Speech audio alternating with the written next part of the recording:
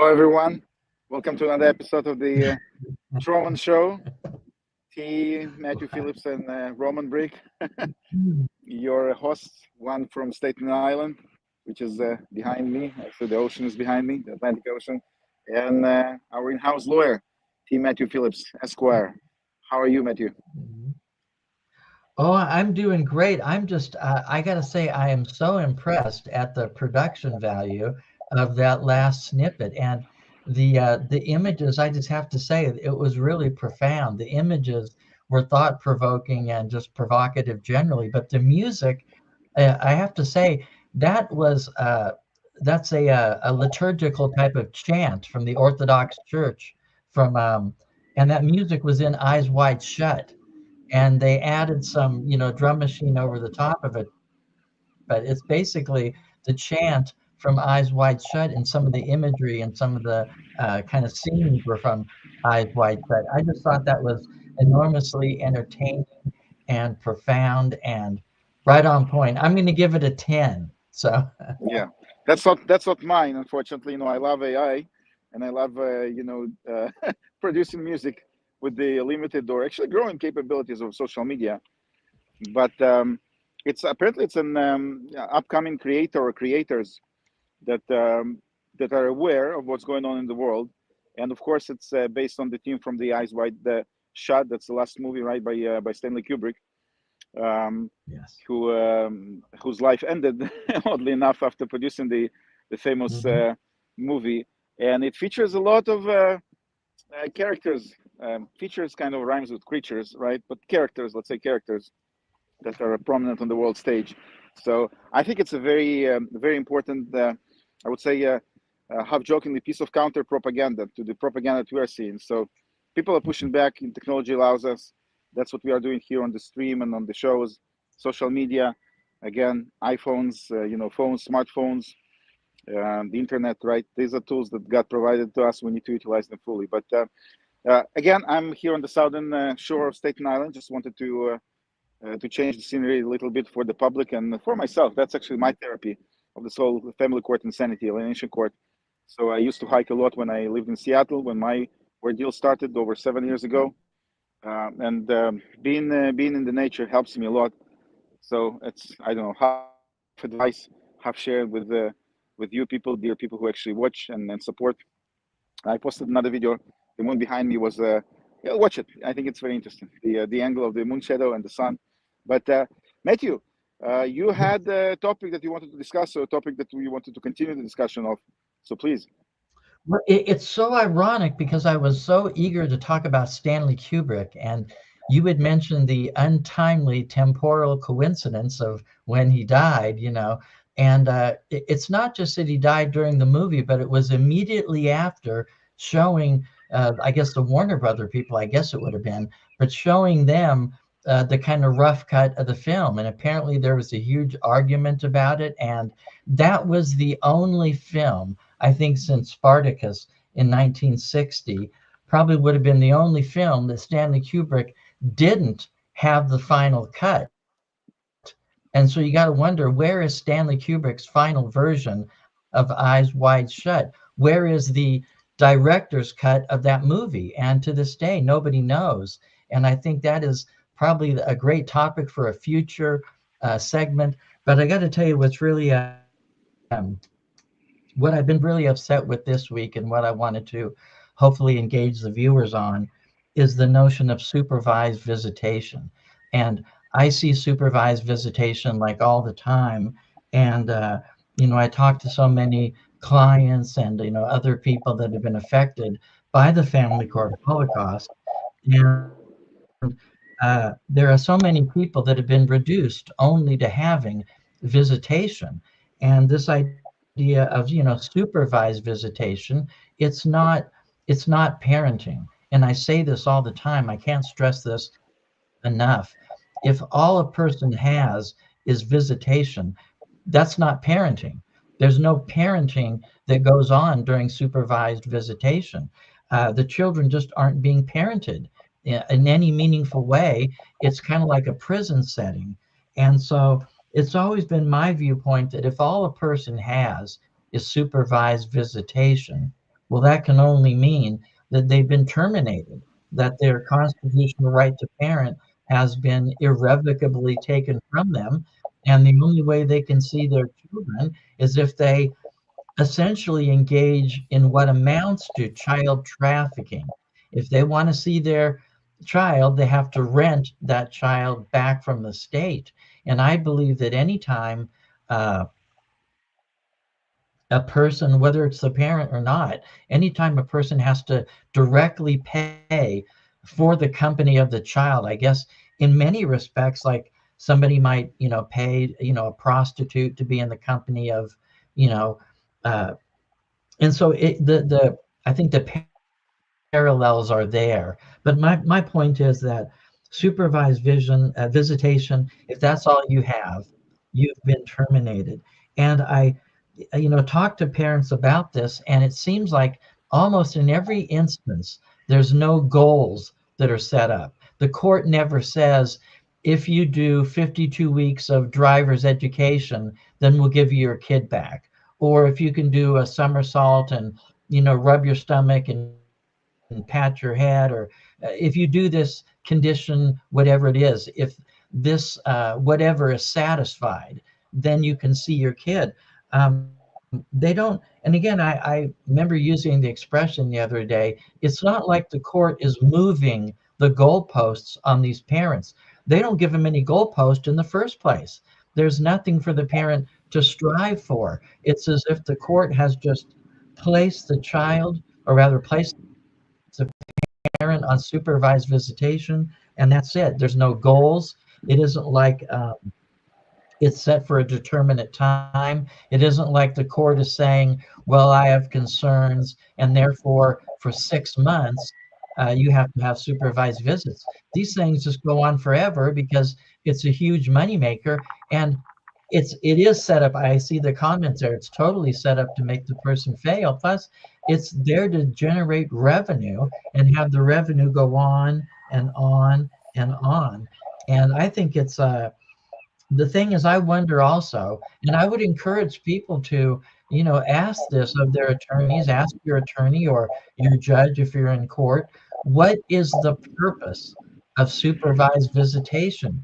Are they supervising you because they're afraid you're going to attack the minor child and physically assault a minor child? Is that why they're monitoring you? Are they monitoring you because they think you're going to snatch the kid, snatch and run and abscond with the minor child and flee to some foreign jurisdiction? Are they afraid that you're going to whisper something into the child's ear and tell that, hate your other parent or something? The point is, I don't know really, I can't see a good reason for having supervised visitation other than a reason to have cash a predominantly cash business, kind of like the drug trade. So much of drugs, people buy street drugs, it's in cash. That same mentality we see with these visitation monitors. It's like all the monitors want to get paid in cash. Are they doing that to avoid, you know, uh, having their income scrutinized in some way? I mean, it's crazy because you got to ask yourself too, what do the children think? What are the children thinking? Do they say to themselves, gosh, mommy just spent $200 to see me for 4 hours. That $200 could have been a down payment on an Xbox or a Schmex box or something, Um, or the kid may be thinking, what if mommy doesn't have the $200 this week? That means I can't see my mommy. I mean, why do I have to spend any money at all? What do the kids think about this? What is the children's perception? And it's again something that the courts never consider when they speak ostensibly in the best interest of the minor children. I think I went on a little bit longer than I planned, but it looks like some folks are Yeah, yeah. responding. So yeah, so that's a good segue because always it's important to acknowledge the audience, and people reached out to me actually before the show. So thanks everyone for watching. I see people are joining. Jacob is here. I'll guess Jacob will bring you on. at some point for your updates. I know you've been active. I'm trying to share. Eli Evans, that's the person to whom you referred. He's the retired NYPD officer with his story, very much familiar and fighting in New York as well. Monica is joining, so Monica, thank you very much. I know that you are busy working, but listening in, and so thank you. Tal Gill, thank you, Tal. Thank you for joining. I think it's first time we see you on the show, so you're you're active, you're participating, so thanks. Kevin, we saw you last time from Texas, and I saw that you gave your own speech in the Texas CJC. Mm-hmm. So that's very important. We don't have anything like that in New York. So we have a CJC, but they don't care to listen to the public. So yes, substantially, what Monica is saying in Nevada, it's cash only. So that's a state that you're familiar with, right? In some states they do provide the government funding, but again, just taking it from the taxpayers' pocket. It's always people paying for that. Tell us saying fact and control. Yes, it's about control. And let's see, Eli has a elaborate comment. It's not a technique used to destroy families. The false orders of protection, aka restraining orders, the silver bullets, subsequently followed by supervised visits due to the fake OOP order of protection that has been pinned on you. That's exactly right. That's what they do. It's just 1, 2, bam, and de facto termination. Causes you to play catch up and puts most in a precarious position. Absolutely right. Viridiana, another very, very active, very important activist in this, yes, from Texas. So I have, that's a topic that we keep coming to, and what requires highlighting is, again, that's I think that's how we try to make this show different, right, from all the usual rants, because if you try to rationalize what the courts are doing, there's no rational explanation. The only explanation is, you start seeing the rationality behind it when you actually descend or ascend to the level of the agenda behind it. That's the communist agenda, of course. That's what we're seeing is a creeping, actually, of accelerating for anyone with eyes to see, takeover, hostile takeover. Essentially, it was a slow-moving color revolution. But the goal is not to supervise the children anyway. The goal was the whole goal of the establishment of family courts. That's my position, and it's corroborated by millions of cases. Was to de facto deprive you or anyone, any parent, of constitutional guarantees, right? And de facto criminalize civil behavior and terminate your rights without going through the process was designed by the United States Constitution, by the law. So they criminalized, they created this horrible, what's the word, chimera, right? Of the civil offenses or family offenses, right? When the judge, essentially family court judge, is deciding criminal matters, right? Almost criminal matters in the civil court without jury trial, without due process, oftentimes without an attorney. And what they de facto created, it's a termination without calling it termination. It's exactly right. If the person is on supervised visitation, he was de facto terminated factually terminated as a parent without by leaving the sliver of plausible deniability for the public. And you see the government acting that way in every area of life, right? So like the masks during this pandemic, right? It's like they only need a pretense, they only need a pretext, they only need to provide something that the public who doesn't want to wake up and see what's going on can latch on, right? And continue deluding itself. No, we're not in communism. It can never happen in America, but it happened. It happened in China, happened in Venezuela. All the lists that I'm giving: Cuba, Germany, Russia, many successful countries, and now it's here. It is here. So that's what these courts are doing. So supervised visitation is nothing but a plausibly deniable method by the government to terminate loving, caring, and absolutely fit parents. That's what they are doing. So that's why there's no explanation to that. And if you ask the judge, of course they will point to some concocted pretense, right? If there's no reason, right, they will fabricate a reason. If there's some slight reason of any type of parenting or discipline, right, they will blow it out of proportion, and they will use anything. They only need the pretense. You can be a squeaky clean parent, perfect parent, and if the government targets you, your parenthood will end through supervised visitation. You will pay for it. Apropos the point of paying, again, I'm coming back to the biggest scam that should have waken everybody up, right? But They were countries like my home country that I came from, Israel, for example. They made people pay for ankle monitor essentially. So remember the time of lockdowns? So people who landed in the international airport, right? They would get an ankle monitor for the government to monitor their movements, right? They would pay for it, and they would consider that a win. So the government makes you pay for your own enslavement. That's the beauty of the system of the beast. So of course, and coming back full circle to the Stanley Kubrick movie that we started with, right? He also we had another beautiful show with Bart Sibrel, right? He is the one that the whom it's the filming of the fake landing is attributed. So the government has been faking a lot of stuff, but luckily the technology and God helps us to uncover it all. Let's see what we have in other comments. Kevin is saying the courts are just a corrupt business that hides behind discretion and violating the people's rights. Cannot argue with that. I have had supervised visits for 4 years plus, but at this point, for my protection because of the parental alienation. Yeah, thank you, Michelle, for joining. You didn't miss a lot, but it's probably going to be a short show, even though it's hard for us because I'm on the shore here. It's getting cold, even though it's beautiful. And I want to share the views with you.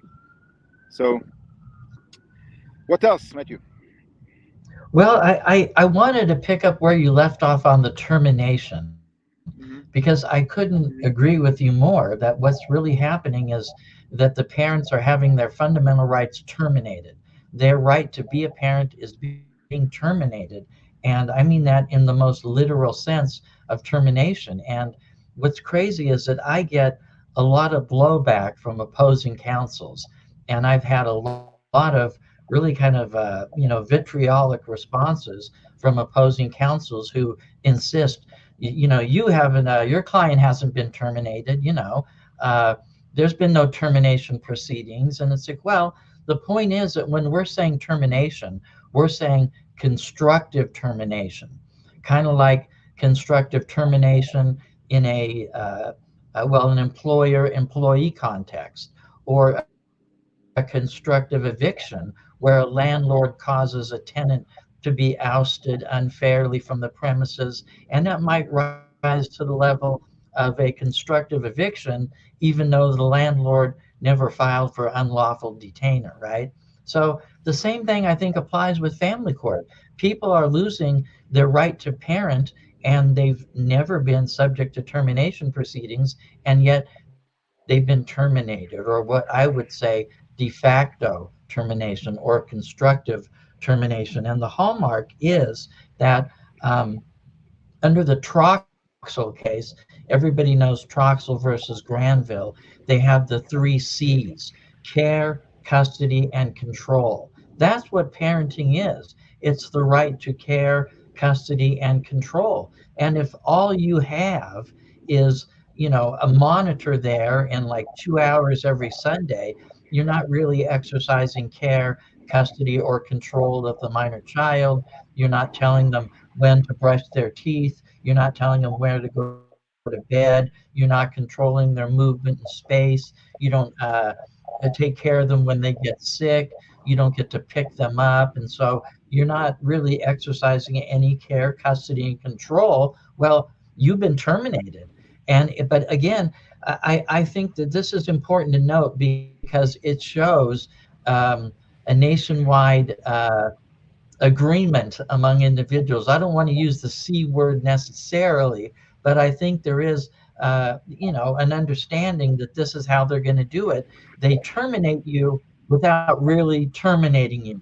They take away all your fundamental rights without terminating you on paper.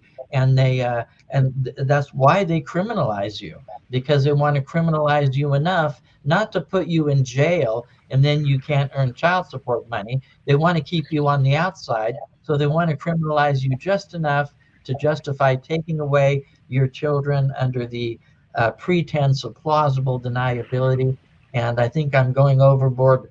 Um, the red light's flashing here. So Yeah, I'm just pulling the comments. So thanks everybody for commenting, for participating.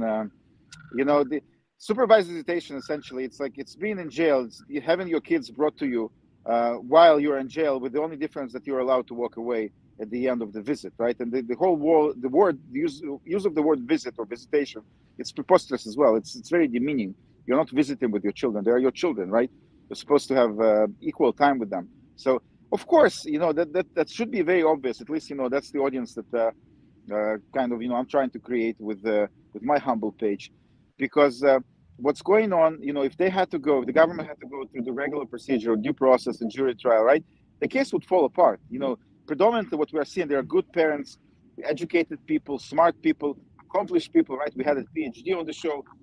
You're an attorney. I I used to be, and again, absolutely normal people. But when you come to court, right, and the agenda driven by the government is to terminate you, harm the children, without alerting the yet unprocessed or yet still not processed population that still haven't gotten to family court, which everybody will, in that sense of another, because the alienation is spreading. That's what they want. They want to bring the children to the courts. Then that's it. Then nobody cares about anything. They just need to create a pretense, right? And they had to bypass the Constitution. So that's why the family court as a mechanism was created by the government in New York. It's 60 years ago, and it was put in place. Again, you don't mention the C word, right? But it was put by Nelson Rockefeller, right? So, and we know, if you read some history, you know that that particular clan had a very established plan. The clan had a plan, and we are seeing the plan proceeding. So they wanted to bypass all constitutional protections, and they succeeded in that. Again, the regular termination of parental rights requires a much higher standard of evidence, due process, attorneys, jury trial often, right? Robust appeal process. Nothing like that exists in family court. You just need a pretense. You need a pretext. You need some sort of allegation, and the commie judges will run with it because they execute the agenda. Appeals are not heard. No jury trials. We discuss this topic ad nauseum, but we have always new people joining in, and somebody needs to voice and verbalize and vocalize what is going on, to explain, because people. I remember myself, when you get into court, right? It looks like a court, but then everything is upside down. It's complete Masonic lodge, right? Black is white, white is black, upside is down, down is up. So left is right. It's all completely, and they created it. So you are discombobulated. You are completely confused how that can go on, right? But that's by design. So, and many people don't understand. They still are trapped in this notion. Oh, it's just for money. Oh, my judge is bad. My county is bad. My state is pro fathers or pro mothers. That's not the case. It's an agenda. It's an agenda. It's a statewide agenda, stateswide agenda, and it's across the Western world. That's why we had people, from different countries, from Israel, Netherlands, Canada, people from New Zealand, Australia. Actually, another Japanese father recently joined my page, so we'll try to bring him on. But it's clear it's an agenda like everything else, like the agenda with this pandemic, the same story with the what's the acronym that's used for a centralized banking currency, right? It's the same thing. They're pushing toward totalitarian world, and family court is a key aspect of this agenda. Because fatherless children, predominantly fatherless, but broken children with broken childhood, they cannot mount any resistance, especially not mental resistance or ideological resistance, right, or intellectual resistance to what the government is doing. The government is doing this very, very sneakily. So it's important to verbalize and put what's going on in the world in terms. That's what we are doing. One other aspect that I think we need to pause on and mention, right? If you said that your clients, right, and we see the supervised visitation being used as a tool in so many cases. The whole goal, if you really take a step back, right, the whole goal of what the government is doing is to put everybody on supervised visitation, because it allows them to break your relationship with your child, right, without officially terminating you, because they know that the allegations never rise to the level that would justify such a drastic outcome, right? So if you look at the other type of legislation that they are pushing all over the states, right? I think in New York it's called Kyler's law. Kyler law, they have different names because they always cherry pick one case. There are plenty of mothers actually who hurt their children, right, including murdering their own children, right? If you see that the statistics are equal, because each sex, either sex, is capable of doing incomprehensible acts toward their own children. So there are plenty of cases. I have a hashtag. You can look. I'm just collecting it just for the sake of providing counter argument to the lying narrative pushed on us. But they push the legislation. They take horrible cases, tragedies, right? Where actually, father did something to the children. They push the legislation, which, if you look into that, what they do is perpetuating the supervised method of dealing with conflict in the family, and they do it under different names, but they do it in every state. So far in New York, the legislature was not that they are not able; they can do whatever they want. It's de facto dictatorship here. One party, not that the party matters, or the party, any of that matters. That's what my my video was about, the one that I started with. But they weren't successful so far, or didn't push hard enough to ram it through. But that's the goal. It's constantly on the agenda. It's on the agenda of legislative bodies in every state, and that's what they want to do.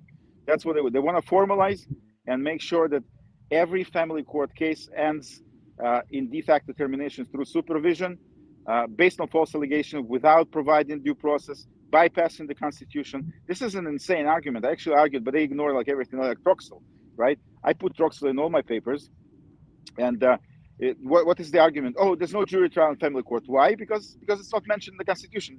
In essence, that's what they're saying. So tomorrow the government will create space courts, right? Moon courts, and they will say we need to provide corneas for astronauts, right? So we can take corneas, cut them out of the eyes of living people, right? Because it's and you can do that. You can bypass the Constitution because space courts were not envisioned by the founders of this great nation. So it's the same level of inane argument, but that's communist slithering rhetoric. That's what they do. They're lying, slithering commies. All they need to do is just provide some sort of plausible argumentation that people who don't want to think what's going on, they hate to admit, maybe they don't have the brain capacity to admit what's going on because of the dumbing down of the population that went on for generations, right?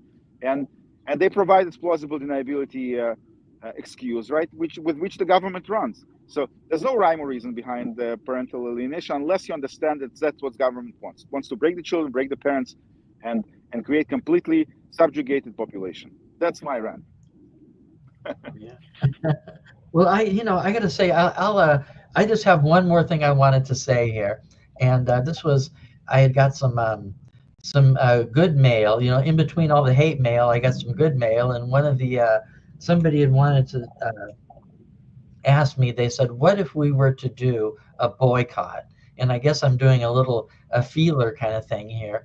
Maybe it'd be more appropriate to do a bigger announcement, but I think it might raise awareness if there were an organized boycott.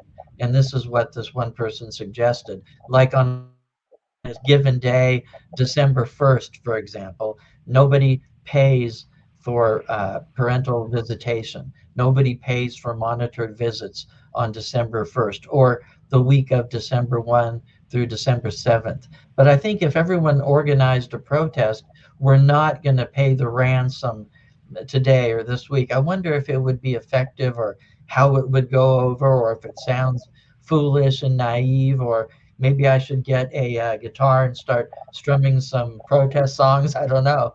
But I thought I'd just throw that one out there like a trial balloon. So let's see what the audience says. We have a very active participation. So my personal opinion, unfortunately, it's impossible to coordinate.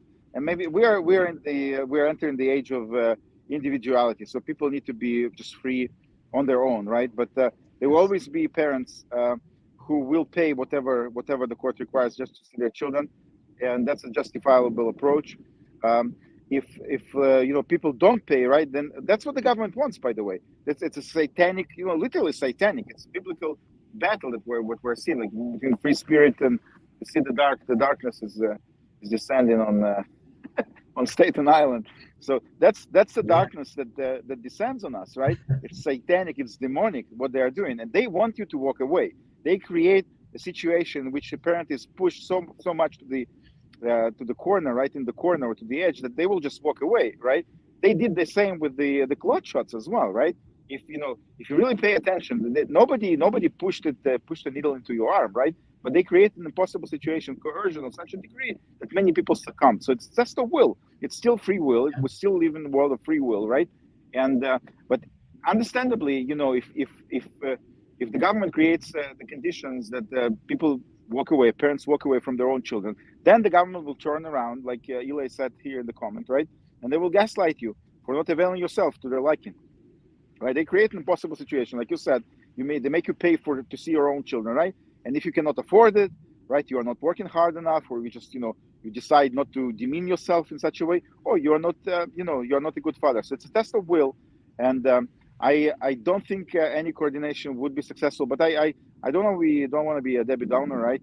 So we need to think creatively. We need to think creatively about how to approach the system. My recipe remains based on the fact that I was born in the Soviet Union. I was born in de facto dictatorship, right? And I was born into the system, the matrix of control. Americans lived in the illusion or delusion that they live in a free country. It's not a free country anymore if you look around, right? Especially not those who are trapped in family court. So the only way is to educate people. The only way is to, like the show that we had with George Saldana. Shout out if you listen to us or maybe see the show. Kevin was there. The only way is to explain what's going on, so people to understand, to open their eyes. It's communism. It's creeping. It's coming, and it came in many other shapes and many other countries.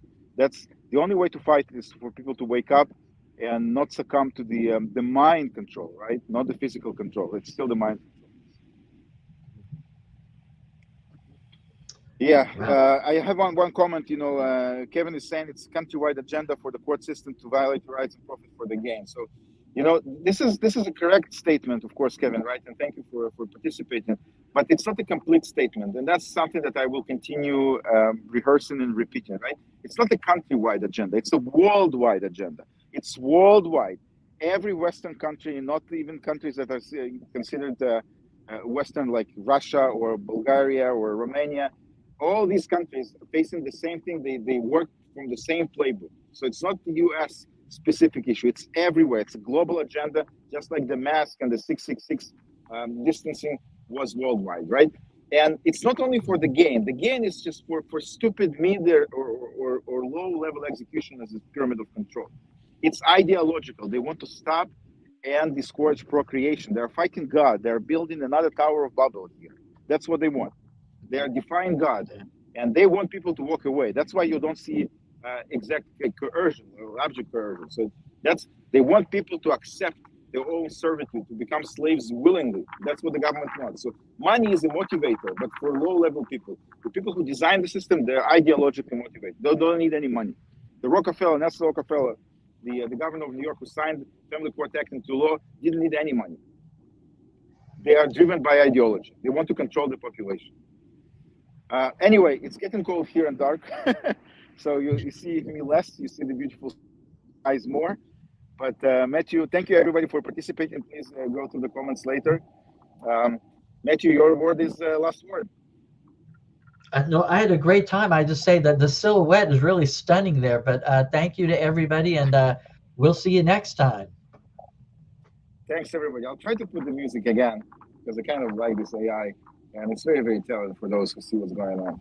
Yes. So signing off. Thanks everybody for joining, and see you next time, which probably will be in 2 weeks because I'm still in the period of the Jewish holidays, but we'll reconnect. So thanks everyone.